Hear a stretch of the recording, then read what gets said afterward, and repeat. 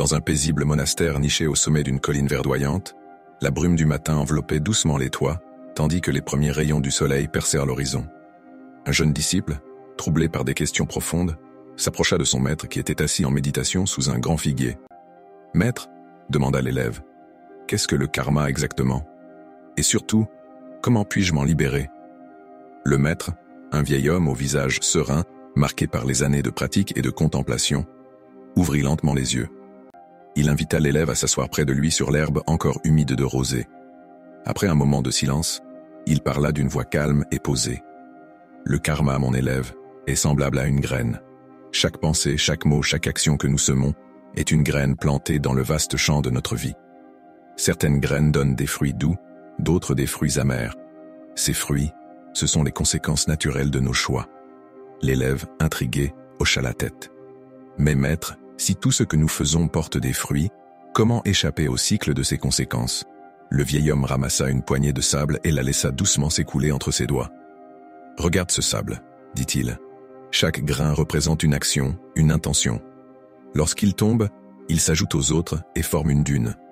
Si nous cessons de laisser tomber du sable, la dune finit par se stabiliser. Le karma fonctionne de manière similaire. Nos actions s'accumulent. Mais si nous cultivons le calme et la maîtrise, nous arrêtons d'ajouter à ce fardeau. Peu à peu, l'équilibre revient. » Il marqua une pause avant d'ajouter « S'en libérer ne signifie pas fuir nos actes passés, mais arrêter de réagir impulsivement. Cela implique de cultiver la pleine conscience, de choisir avec soin ce que nous semons et d'accepter les conséquences avec équilibre. Plus nous vivons en harmonie avec nos valeurs, moins nous créons de turbulences. » L'élève réfléchit un instant avant de poser une autre question. « Et que faire des fruits amers que j'ai déjà récoltés ?» Le maître sourit doucement. « Ces fruits, mon élève, sont des enseignants. Chaque expérience difficile porte une leçon cachée. Si tu les acceptes avec sagesse, ils nourriront ta compréhension plutôt que ton amertume. Ainsi, même les erreurs deviennent des étapes sur le chemin de la libération. » Inspiré par ces paroles, l'élève demanda « Y a-t-il un moyen de ne plus créer de karma du tout ?» Le maître se leva doucement et indiqua la lune brillante au-dessus d'eux. « Vois cette lune. Elle éclaire tout sans distinction, sans attachement ni rejet.